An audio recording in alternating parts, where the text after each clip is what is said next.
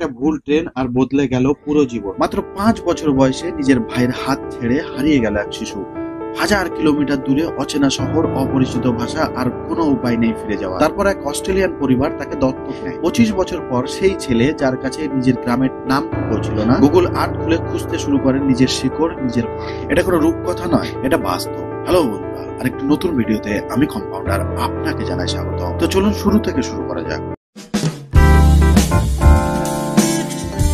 1986 সালে 5 বছর বয়সী সরু ভারতের মধ্যপ্রদেশের খান্ডোয়া শহরে তার মা, বড় ভাই গুড্ডু এবং ছোট বোনের সঙ্গে বসবাস করত। এক রাতে গুড্ডুর সঙ্গে ট্রেন স্টেশনে যাওয়ার পর শেরু একটি ফাঁকা ট্রেনে ঘুমিয়ে পড়ে এবং ট্রেনটি চলতে শুরু করে। কয়েকদিনের মধ্যে সে কলকাতায় পৌঁছে যায়, যেখানে সে স্থানীয় ভাষা বোঝে না এবং তার গ্রামের নাম গণেশতলায় কেউ চিনতে পারে না। কলকাতায় শেরু বিভিন্ন বিপদের সম্মুখীন হয়, কিন্তু শেষমেশ একটি অনাথ আশ্রমে আশ্রয় পায়। সেখান থেকে তাকে অস্ট্রেলিয়ার তাসমানিয়ায় বসবাসকারী এক দম্পতি জন ও সু ব্রাইলি তাকে দত্তক নেন। তাদের স্নেহ ও ভালোবাসায় সরু একটি নতুন জীবনে অভ্যস্ত হয়। বড় হয়ে সেরু তার অতীতের স্মৃতি ও পরিচয় নিয়ে দ্বিধাগ্রস্ত হয়। অনেক বছর ধরে নিজের শৈশবের স্মৃতি ও আবছা ছবির ওপর ভিত্তি করে তার জন্মস্থান একটি রেল স্টেশনের কাছাকাছি ছিল। সেরু গুগল আর্থের ভারতের বিভিন্ন অঞ্চল অনুসন্ধান করে চলেছিল। সে জানতো যেখানে পাথরের জলাধার ছিল আর যেখানে সে ছোটবেলায় হারিয়ে গিয়েছিল।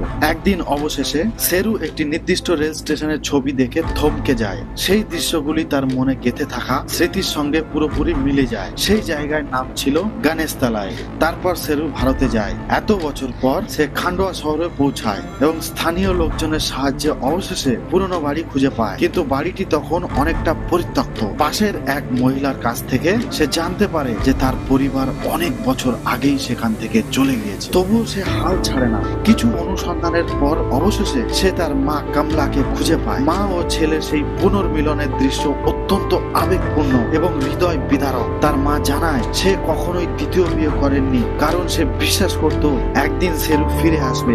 সো বন্ধুরা, এই ছিল আজকে সিনেমার গল্প। গল্প ভালো লাগলে like, share, comment and subscribe করতে ভুলবেন না। সো দেখা হচ্ছে পরের এপিসোডে।